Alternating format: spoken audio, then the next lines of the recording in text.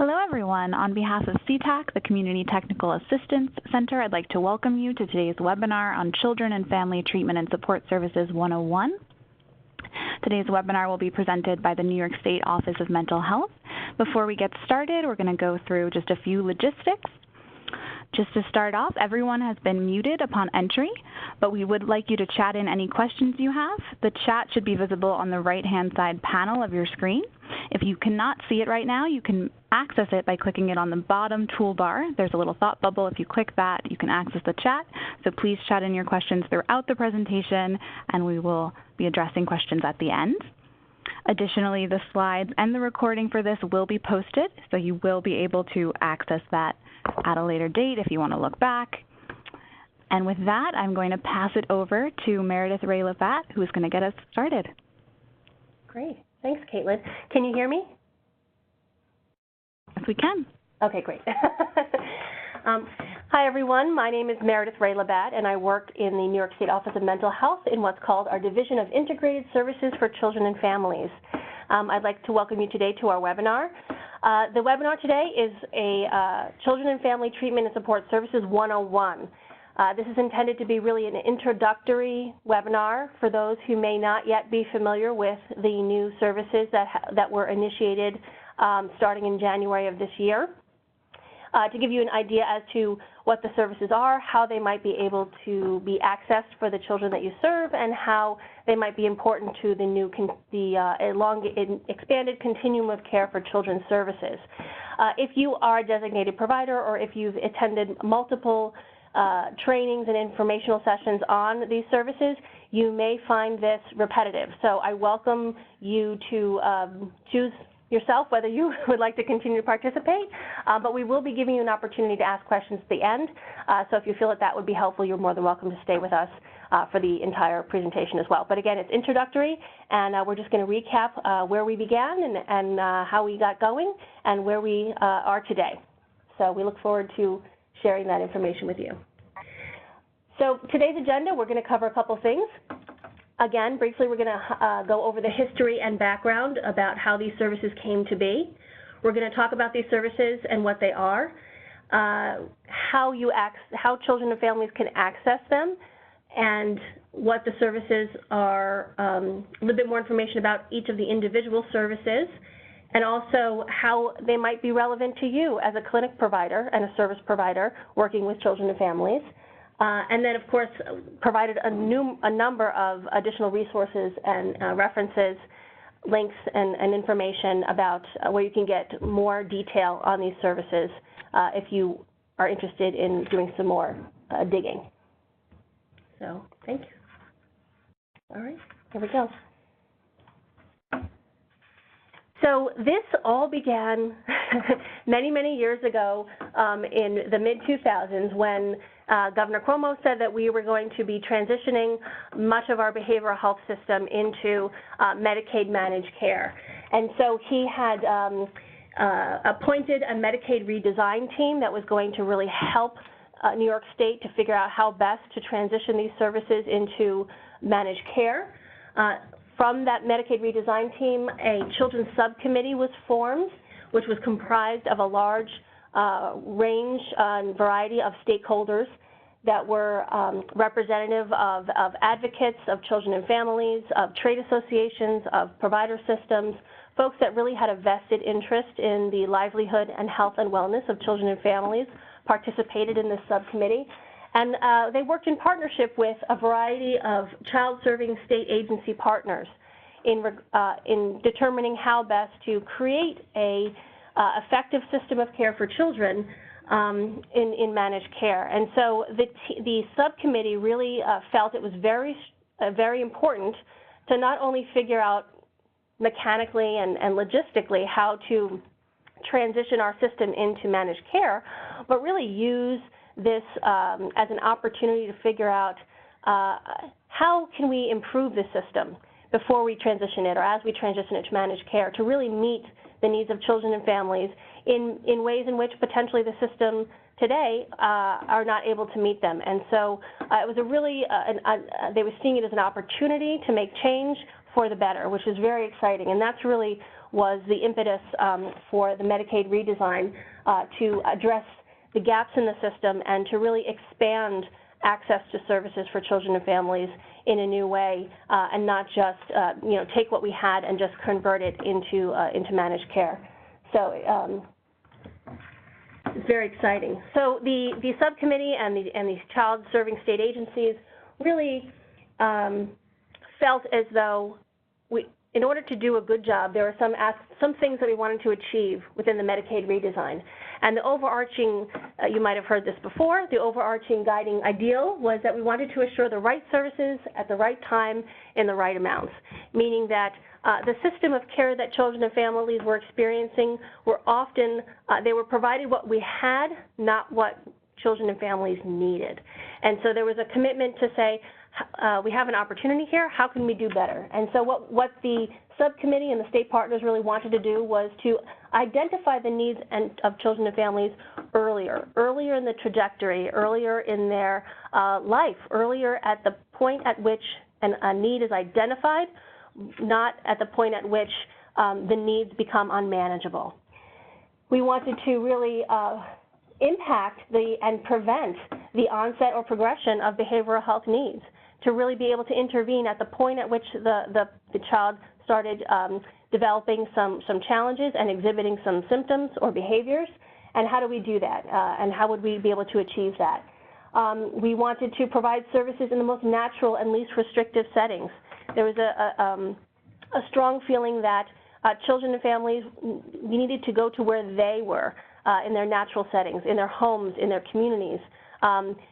It's very challenging for families, particularly families with multiple children, to be able to access transportation or to attend appointments.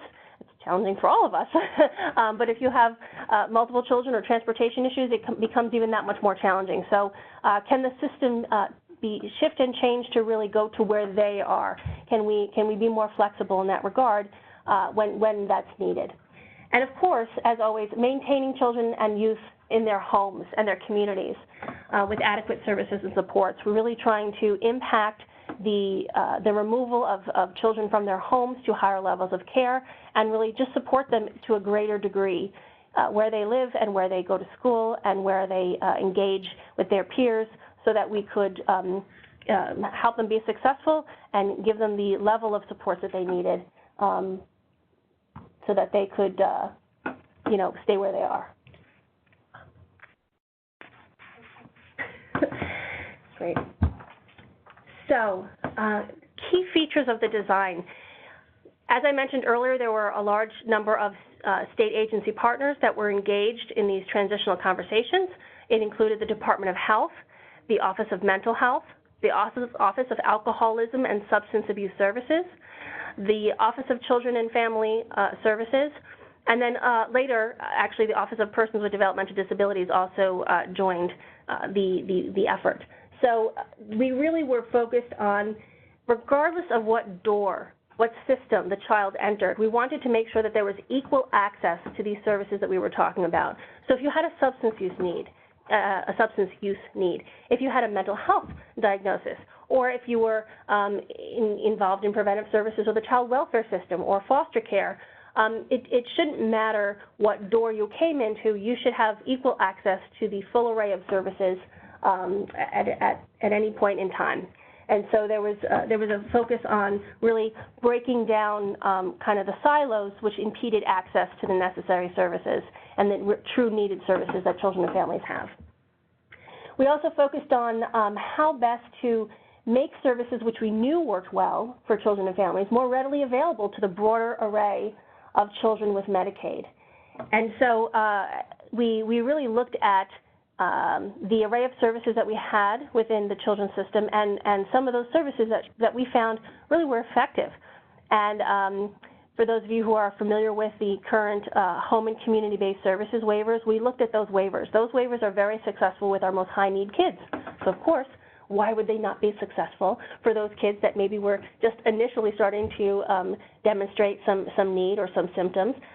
They would obviously be just as helpful or useful for them as well, and potentially be able to prevent or impact a progression of behavioral health needs. So we looked at those services and we thought, how can we make those services more readily available to children beyond being home and community-based services eligible? Because as you may be aware, home and community-based services are only accessible to children who are at risk of hospitalization, are at risk of out-of-home placement. That's a very, very high threshold to meet for eligibility, and so it really was kind of restricted and isolated to a very small number of children on an annual basis. And so our goal was to kind of like bring these services down to the larger Medicaid population and make them more accessible on an earlier basis. And so we took these quote unquote previously high-end services and we made them state plan services.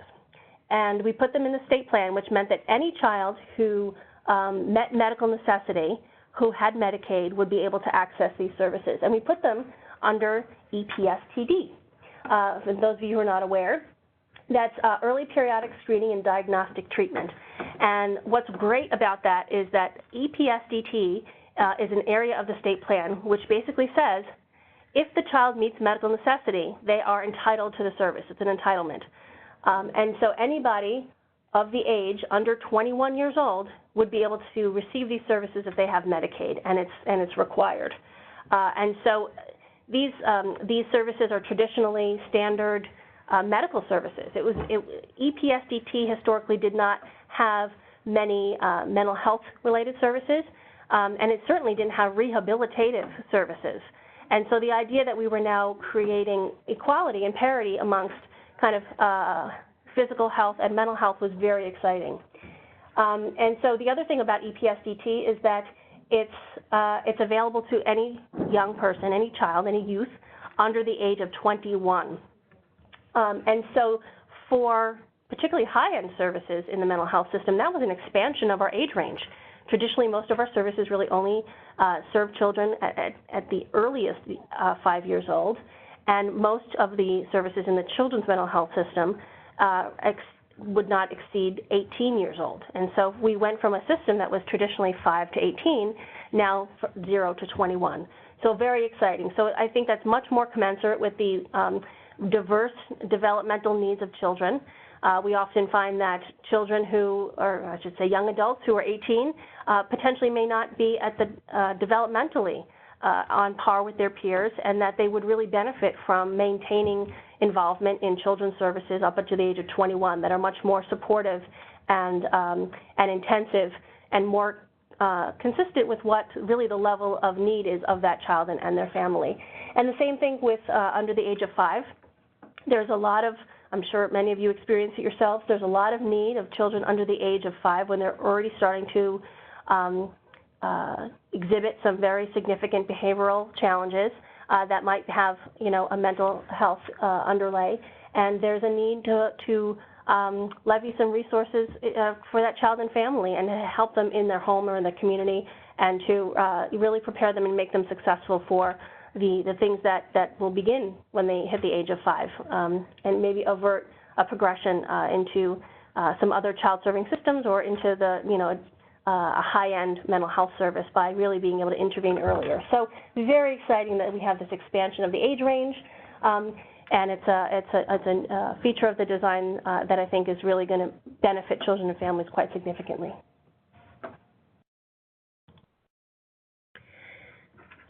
So here is the children's transition timeline in regards to the CFTSS services. Hopefully all of you are aware there were 3 services that were initiated back in January of this year, which is about a month and a half ago. Those are other licensed practitioners, community psychiatric supports and treatment, and psychosocial rehabilitation, which we will talk about more later. And hopefully all of you are aware that there are actually 3 pending new state plan services that are on the horizon. And these are also very exciting. These are really rehabilitative services, and they're going to be available soon. Family peer support is going to become a state plan service starting in July, which again means that they're going to be more broadly accessible to the larger Medicaid population. Right now it's only accessible to kids who meet HCBS waiver eligibility. And of course, youth peer support and training, another peer support service, will initiate in the state plan in January of 2020. And along with that will be crisis intervention, where we will be working to really create a system of mobile crisis intervention within New York State. And I'm sure that it will take some time to ramp up our overall eventual vision for a system that will be responsive and mobile and 24/7 and accessible to children and families and systems and schools and anybody in need who's having a psychiatric crisis. So that's very exciting that we have an opportunity to now have a state plan service for that as well, so we can work to build a crisis system that will be responsive to the needs of children and families at any time, wherever they are. So let's talk about the CFTSS, and again, that's Children and Family Treatment and Support Services. People say CFTSS, people say CFTS, people say CFTS, people say a lot of things. I say CFTSS because otherwise it sounds silly. So let's talk a little bit more about that.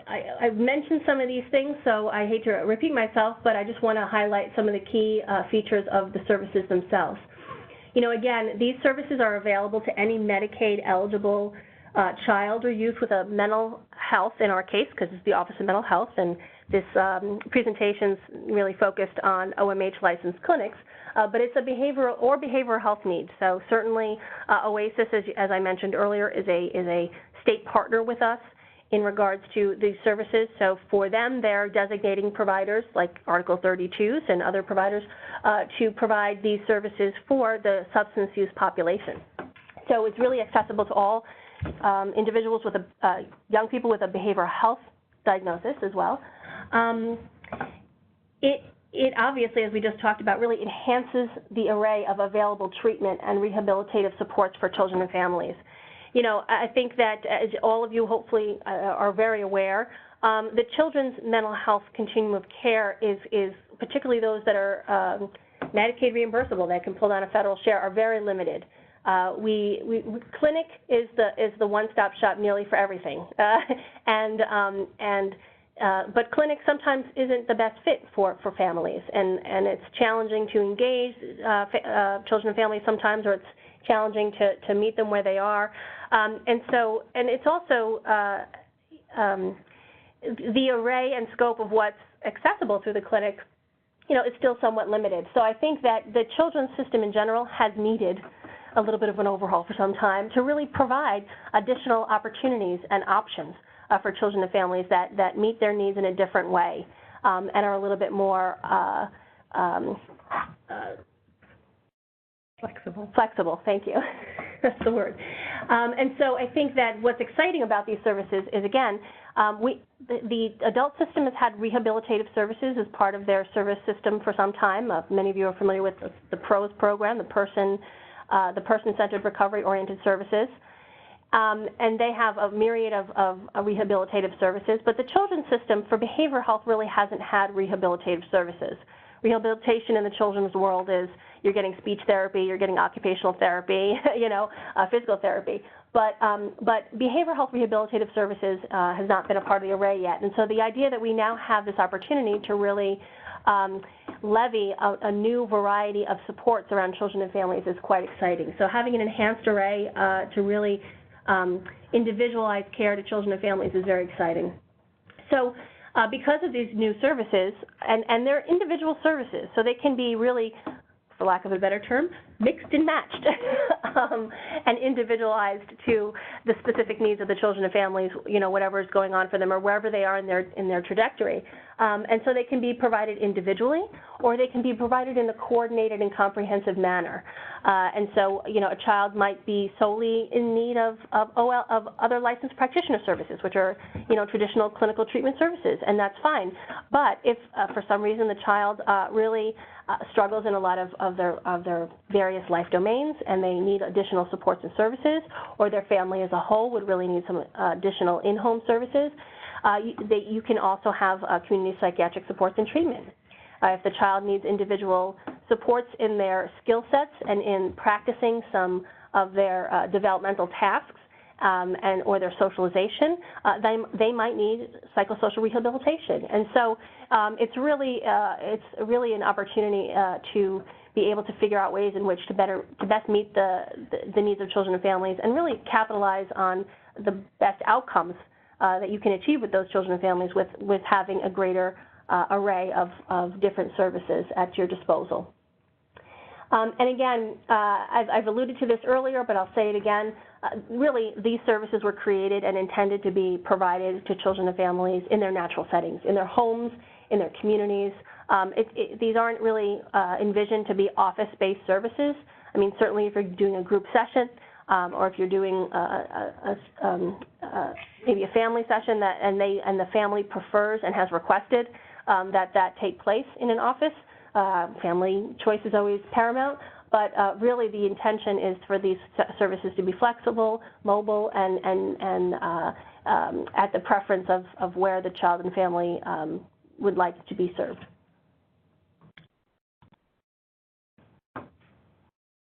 Okay. Also, the application of these services, we'll talk a little bit more about the individual services and kind of the nature and scope of what they're intended to do, but they're quite flexible. There's a number of descriptions of service components that fall underneath the umbrella of what the services are called, and by that we mean that they really could be used in varying ways and applied in varying ways depending on the needs of the child. So of course, just like treatment, if you're doing treatment with a 5-year-old, that treatment looks very different, might include crayons and paper and dolls and different things. That looks very different than if you were to be providing treatment to a 17-year-old who is very capable of expressing themselves and of using words that are much more descriptive and clear than maybe a 5-year-old. So the therapy looks different, the intervention looks different. And so these services are similar to that. Really, they can be applied depending on the complexity and the varying needs of the child. It could be applied differently depending on the developmental stage or even the needs of the family as a whole. And so they're very flexible and individualized. So obviously, as I keep saying, they can be used as an initial intervention for newly identified mental health needs, or obviously with children with higher intensity service needs to help prevent more restrictive levels of care. Again, these services, sometimes we allude to these services as wraparound, like you're wrapping services around a child. These services can be used in that vein, where you're using them in a coordinated manner, but you're using multiple services that are all kind of working towards the same goals and objectives, but applied differently to address the varying needs of the child and family, if the child and family's needs are complex and multifaceted. And again, we'll talk a little bit more about this in the pathways to care, but all of the CFTSS services are provided based on the determination of medical necessity, as part of being in the state plan and under EPSDT, as I mentioned. But they can be provided based on a recommendation by what's called a licensed practitioner of the healing arts. And I'll provide a list for you of what those are in a little bit.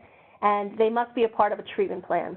So those are the only required parameters. They need to be determined necessary and medically necessary by a clinician or a physician, basically, and they need to be part of a treatment plan. We'll talk more about that in a little bit in the next section, which is called Pathways to Care.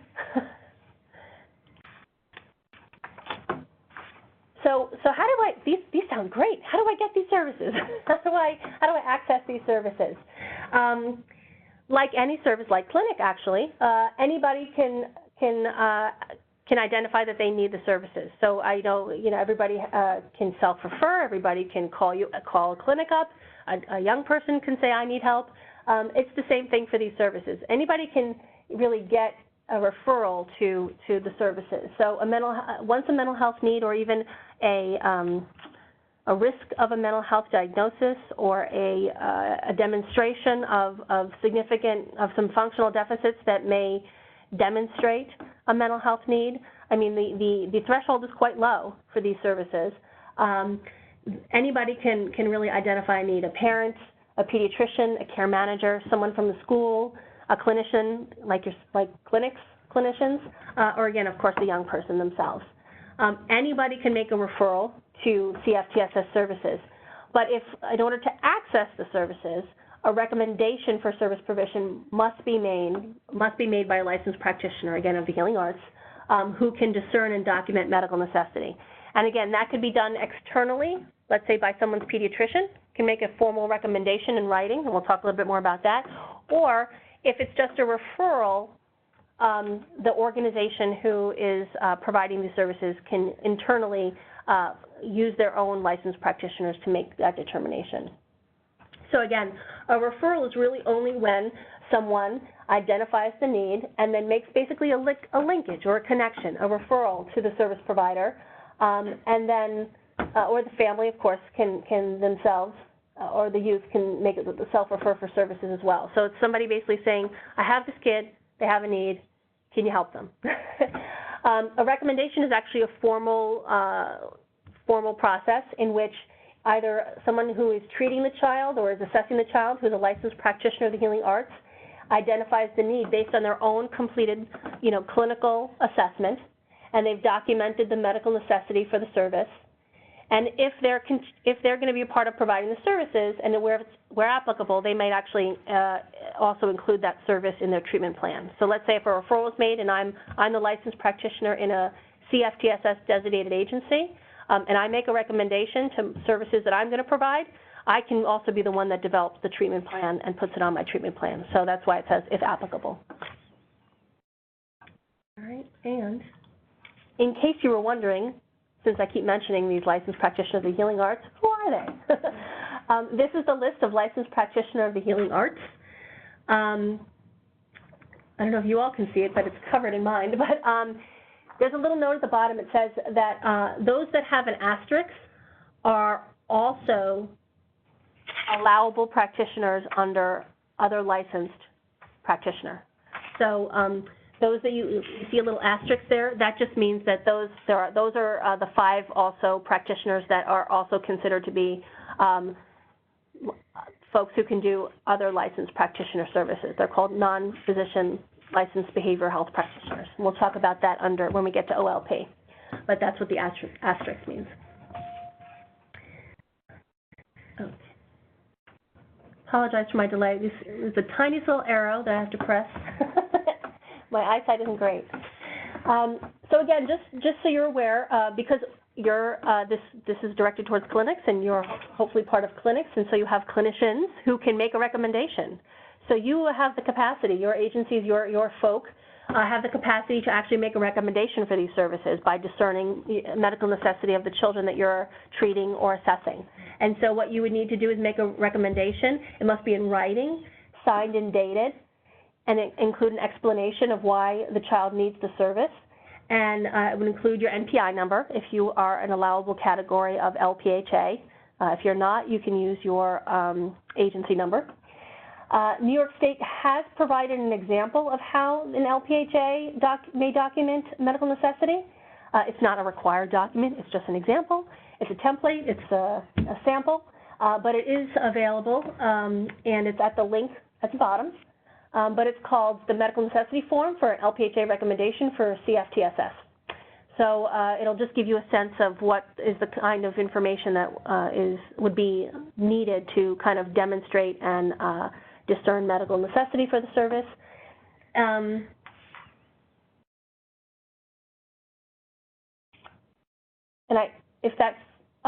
Let's see, they're both under medical necessity. The other thing is that the state agency partners, I was going to say OMH, but it's all of us. We also, there is medical necessity criteria for each of these services, of the CFTSS services. So using that same link that's provided at the bottom of the slide, it will also take you to the medical necessity criteria. So it's basically admission criteria that would help you to discern, would this child, meet medical necessity criteria. But again, we'll talk more about the services, but the threshold really is that they're demonstrating they're exhibiting mental health symptoms, demonstrating a mental health need in some way, shape, or form through functional deficits or through, again, symptoms or behaviors, and that an intervention is needed to address them in some way, shape, or form.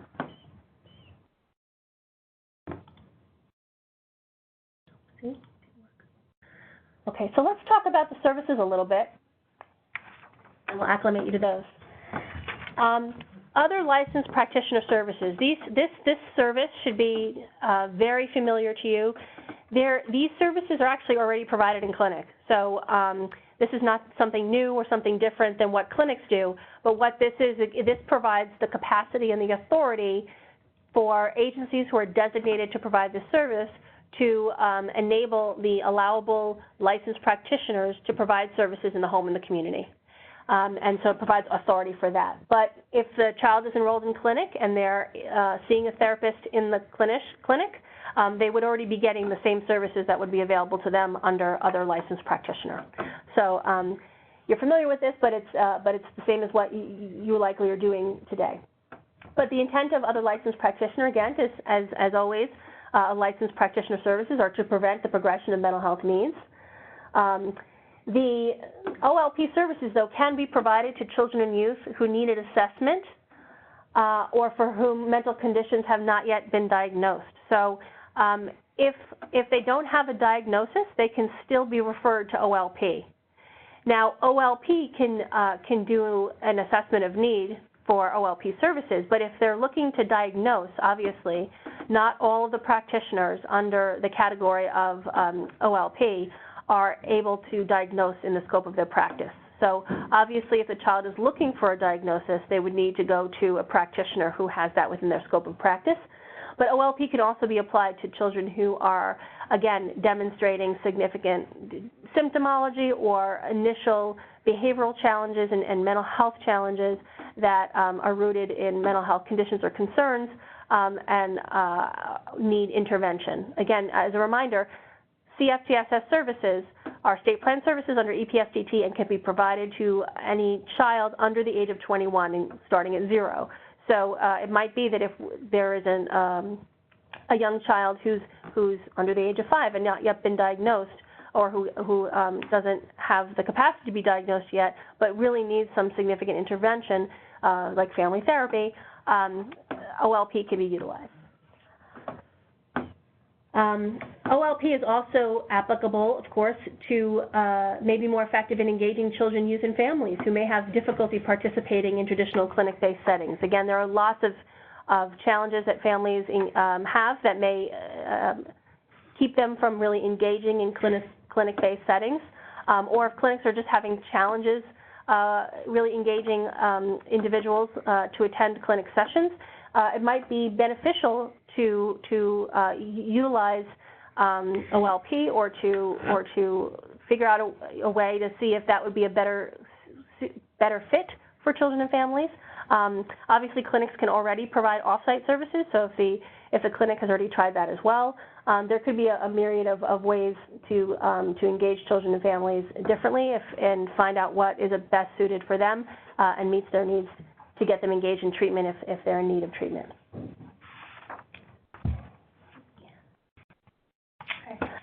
So again, the practitioners who are able to provide other licensed practitioner services are the 5 categories of non-physician licensed behavioral health practitioners, and those are listed herein: psychoanalysts, clinical social workers, licensed marriage and family therapists, licensed mental health counselors, and of course licensed master social workers under the supervision of another licensed practitioner listed herein.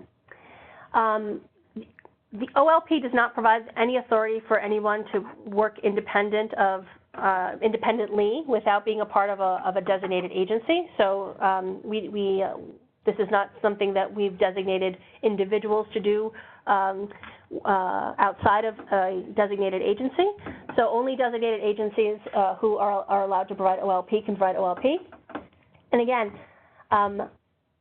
the services are quite limited. They're not in the range and scope to what clinics can provide, but it's just really intended to be able to provide clinical interventions and treatment to children and families, again, in their homes and in their communities. So it's evaluation and assessment, treatment planning, psychotherapy, and then there's a number of opportunities for reimbursement in case a clinician gets a call from a family in an emergent situation where they need help right away, and it enables the clinician to basically get paid for that if they are able to either go see the child and family in an urgent matter, or if they're able to either answer them, respond to them on the phone, or if they do some follow-up work with other collaterals through complex care follow-up, they're able to get reimbursed for those activities as well. Nope. Let's see.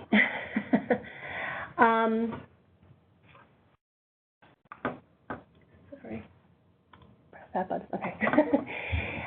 Okay. So community psychiatric treatment and supports. We call it CPST for short. Now, this service is really intended to help children and families in a myriad of different ways. There's a lot of flexibility under the umbrella of this service. It's really intended to help children and families in their interpersonal relationships, helping them to be successful in school and in their home. There's a lot of different types of interventions that can be utilized under this rubric, which we'll talk about in a little bit. But it also can be used individually, independently, as I said earlier, or it can be used in conjunction with either other licensed practitioner services or psychosocial rehabilitation as part of a comprehensive kind of treatment intervention for children and youth. So the services that are included under this are intensive interventions, which means that somebody can go into the children and family's home, work with the family on their own familial relationships, how they communicate to each other, how they function together, can work with siblings on their interactions, but really get to do so in the home environment to see what types of maybe triggers there are in that home environment that are really impeding the family's ability to be successful in their own interaction with each other. And so really there's a lot of flexibility with how that could be applied to really meet the individualized needs of children and families. Crisis avoidance is an opportunity for the worker to intervene with a family and avert and avoid crisis by really being planful and thoughtful about the things that really upset the child and how best to maybe give the child some skills and tools necessary that they would be able to utilize in those situations to avoid crisis, or to help certainly families develop a safety plan for times at which crisis may occur. Intermediate-term crisis management is really to help families after crises have occurred, and so there's a lot of work, post-intervention work that the worker can do with the family to really process and debrief, so to speak, on what transpired and how best to avoid that in the future, and to reinforce some of the tools and skills that have been previously developed with the family, or maybe not if it's a first crisis. So lots of flexibility there. In addition, there's rehabilitative psychoeducation. Very common service for psychoeducation and education for a myriad of topics, strength-based service planning, and rehabilitative supports. There are lots of examples and descriptions of these services in the CFTSS manual, and that link is provided to you at the end of the presentation, and that would help to really delineate the various types of interventions that could be utilized under CPST. So psychosocial rehabilitation. This used to be called skill building when it was in the HCBS waiver, but obviously, like any psychosocial intervention, restore, rehabilitate, and support a child's developmental functioning, and really hands-on practical experience on practicing the skills and learning the skills and applying the skills in the natural environment so that the child can really acquire those skills through hands-on experience. And so things like personal and community competence, social and interpersonal skills, daily living skills, and community integration are all service types that can be utilized in this area. But it's really intended to be a very hands-on, very practical intervention.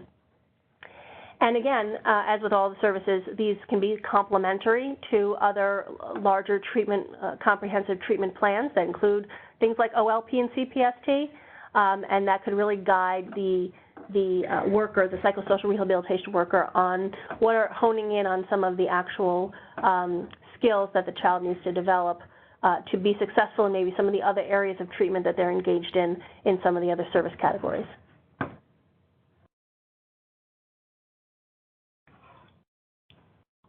Okay, opportunities for coordinated care. So what does this enhanced continuum of care mean to me?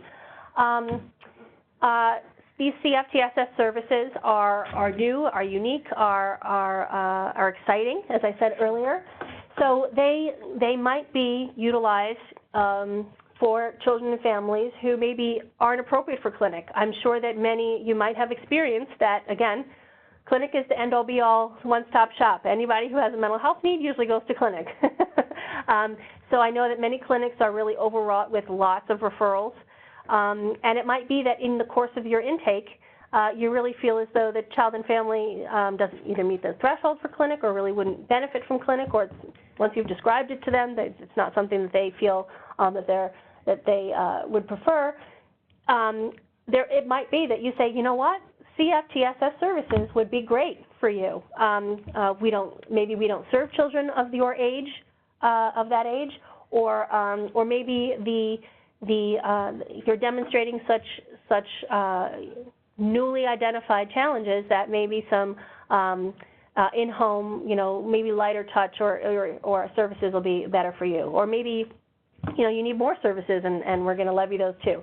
But CFTSS services can be provided in lieu of clinic, or CFTSS services can be provided in coordination with clinic. Many of you likely have children and families who have very complex needs, and you're trying your best, and you're levying all that you can. But really, now that you have this wonderful new resource of rehabilitative supports and services that can augment your treatment, such as CPST or PSR, it could really help support the children and families in a better way, and actually would potentially make them even more successful in the ongoing treatment, make them maybe focus on the treatment in a better way because they're getting support outside of that session in the office. And so you have somebody else who's really supplementing the treatment that you're doing by honing in on the areas of need that the children and families have that you've worked to identify. And so they can address those practical skill restoration or the in-home relationships or whatever it is they may need. So the flexibility to really help you in your job is hopefully enhanced with these new services.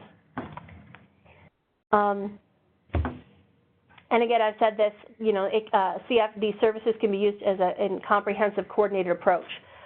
So there's lots of ways in which the services can be wrapped around children and families.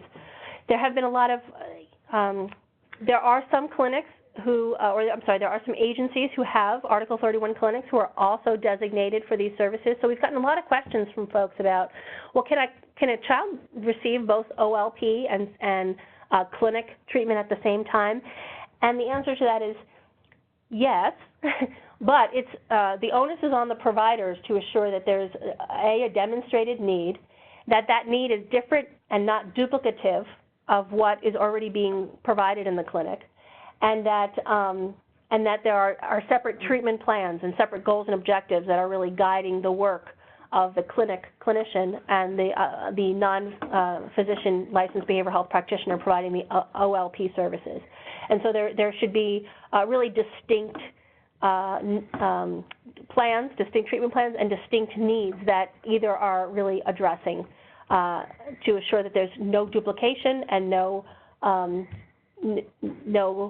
duplication. We did develop guidance about this, clinical guidance, and it's available here at the website. All right. And okay. So hopefully that guidance will be helpful, and it'll give you a sense. Again, we're looking. The guidance not only addresses the concurrent admission to both OLP and CPST. OLP and clinic, but it also actually discusses what we talked about earlier, which is how you might be able to think about using CPST and PSR to augment and supplement the treatment that you're providing to children and families to help maximize outcomes, positive outcomes for the individuals that you serve. So hopefully that will be helpful. We have I have listed for you additional resources. We have provided, there are guidance documents and information out there. This is the manual that I mentioned, which really goes into the service descriptions much more explicitly if you're interested. There's also outreach materials, education outreach materials. There's a brochure and what's called palm cards if you want to share these with your families or describe the services to your families. And then in order to find a designated provider for these services, this is the Find a Provider link for the OMH website. Again, this is for mental health. There were a number of previous trainings that went into much more detail, because this is just not 101, that you might be interested in. We did a in-person training some time ago that we provided with the help of CTAC, as always. There's a FAQ document, and then there's the refresher that was the follow-up to that training.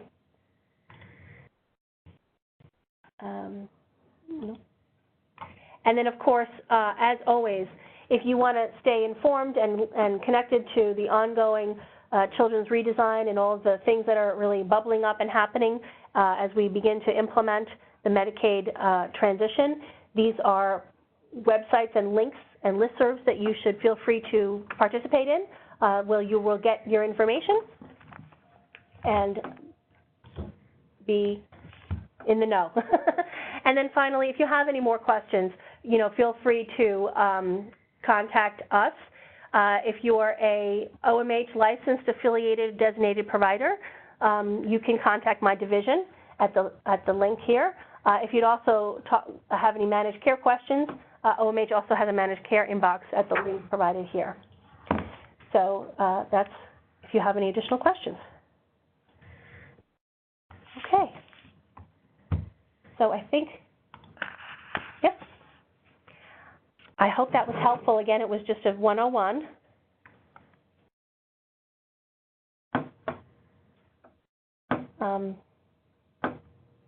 All right, so I understand that we have some questions that have come in on the chat box. So we're going to be taking questions now. I know we have about 10 minutes, and I'll try to answer them as best I can. And we'll go from there. So I'm opening my email now. Meredith, before we move on to the Q&A portion of today's presentation, I just want to remind folks that they can please feel free to submit any questions that you have via the chat function so that we're able to address the questions for today. So again, just a reminder, if you don't see the chat feature readily available, if you click on the bottom dialog bubble, it should appear. We'd also like to encourage you, and I know Meredith went over a number of resources, but we'd like to encourage you to go to our website, ctacny.org, to sign up for our listserv, which will keep you informed of our upcoming offerings. There are also a number of resources and tools related to the children's system transition. So I want to encourage you to do that if you're looking for additional information, again, related to the CFTSS services or additional other children's transition issues. And with that, I know that we have a number of questions that have come in, so I'm going to pass it back over to Meredith. Great. And thank you, Yvette. And I always give you guys a shout out on slide 27 is all of those trainings. And then on slide 28, I did ask them to subscribe to the website. So I agree with you wholeheartedly. Great resources and always, good information. So thank you. So I just wanted to point people to that again so that they know what you're referencing. All right. Okay. Okay. Now, again, this webinar is a 101, but I can imagine that there are some very sophisticated, well-versed, in-the-know folks that are on the call. So I will say that we do have some very sophisticated questions already. So I will answer them, but I just want, for those who are not on the, who may not know what they're referencing, don't worry. As you dig deeper, you'll likely find out. But we have a variety of questions. Someone asked, please explain the meaning of medical necessity as it applies to mental health treatment. So as I said earlier when I was referencing medical necessity, and I really encourage you to look at the website and the link that I provided here to take you to the document, because once you see the document, this is what you'll do. Oh, so many of you are familiar with the terminology admission criteria, continued stay criteria, and discharge criteria. And really that's what medical necessity is. It basically says what is the child exhibiting or demonstrating that would show that they have a medical need for the service.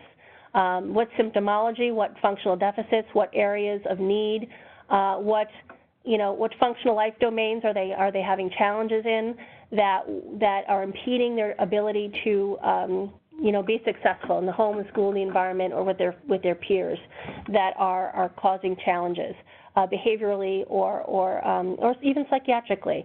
And so I would encourage you to look at that medical necessity document, because I think it'll completely, I'm sure you are familiar with it, but it is new. It is kind of new terminology that the mental health field hasn't always used historically on a regular basis. So, but I'm almost positive that once you see it, you'll know what it is, because you probably do something like it today for admission criteria to programs.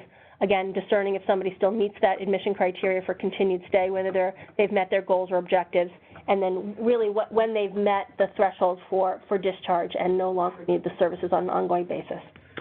So, how does a person make the initial referral, and to who and on what form? That's a great question. One of the links I provided to you in the webinar was a Find a Program link.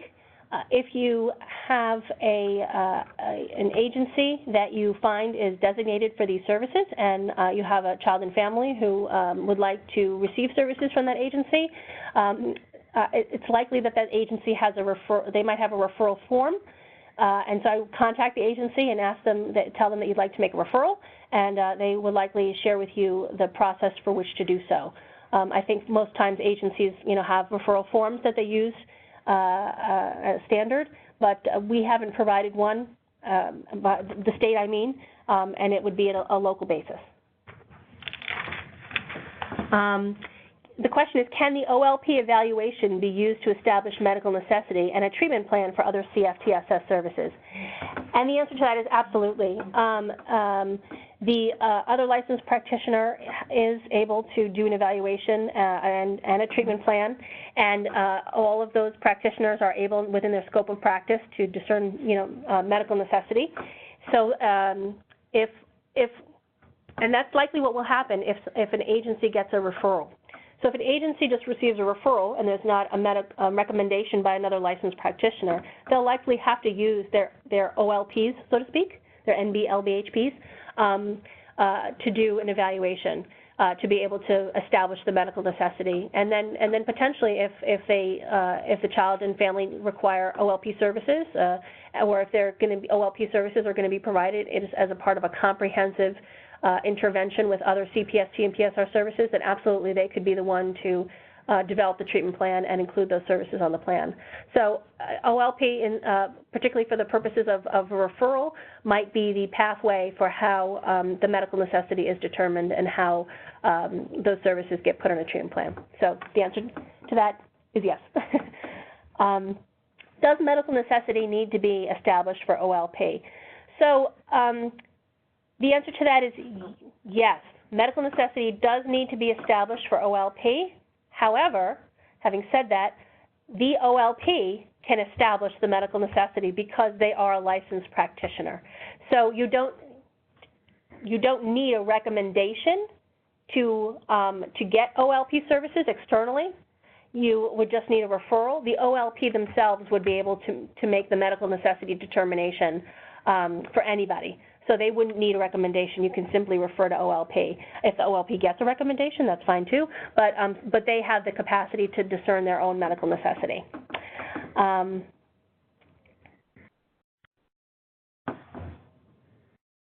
Yep. So, and again, they can be the pathway to determining whether or not even other additional rehabilitative services might be needed or appropriate for that child and family, and be the pathway to CPST or PSR. What if a child doesn't have Medicaid and needs the services? Will they be able to utilize CES, the independent entity, at some point? Great question and very sophisticated. So for those of you who are not aware, children who, so in general, children cannot access CFTSS services unless they have Medicaid. So you have to be Medicaid to get CFTSS services. However, if you are a child who has significant needs and would meet waiver level services, home and community-based waiver services, HCBS services, meaning that you're at risk of out-of-home placement, hospitalization, and you have significant psychiatric needs, and you have serious emotional disturbance, you have SED, you can, and you're non-Medicaid, a provider can make, or even honestly a parent can do this too, can contact what's called the Child and Youth Evaluation Service, starting in April, by the way, to do a HCBS eligibility determination to see if you would be eligible for waiver services. If you are eligible at that point, you would then be eligible and be able to access the full array of Medicaid services. So not only would you be able to access HCBS waiver services, you would also then be able to access CFTSS services. That's very comparable to how things work today for children who are non-Medicaid who meet criteria for our OMH waiver. It will work similarly in the future, except the future referral source for HCBS eligibility would be the independent entity, which is known as CES, which again is Child and Youth Evaluation Services, so C-YES. Thank you for that very sophisticated question. Okay. Oh, and now all the questions are coming in, and I'm running out of time. So I'm going to answer another question. The next question in line, because first come, first serve. If a child is a client in a mental health clinic but will also benefit from other non-OLP services, does there need to be a separate treatment plan for the CFTS services, or can the same treatment plan be incorporated, both the clinic mental health services plus the CFTSS services? So very sophisticated question. If you are a Article 31 licensed clinic and a designated CPST and PSR service provider, we said non-OLP, so I'm not mentioning that, and your agency uses the same EHR, there should be a way in which the clinic treatment plan can be utilized and levied as the treatment plan for the child, wherein the goals and objectives for CPST and PSR are part of the treatment plan, and those services are all coordinated together.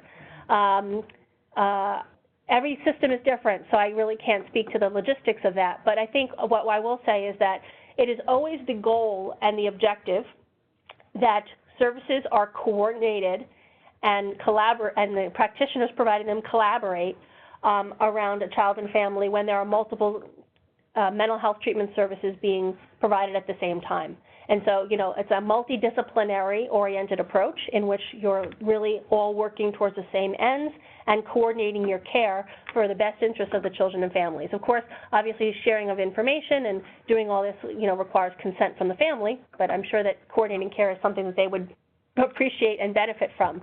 So however best to do so within using your systems and your EHR and your structures are certainly encouraged and we endorse. So I think, unfortunately, it is 4:01, and we didn't get to all the questions, but I think this was a good start, and we'll work with CTAC to figure out ways in which to continue these ongoing discussions. The Office of Mental Health is looking at ways in which to provide ongoing technical assistance and support to their designated providers. So if you are a designated provider, you know, hopefully we'll be providing more opportunities for dialogue and discussion on a more ongoing basis now that these services are starting to roll out.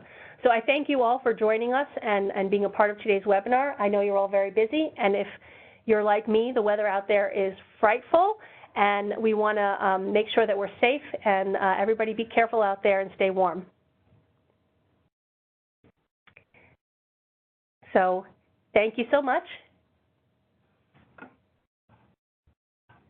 And thank you, CTAC, for your help and support in today's webinar.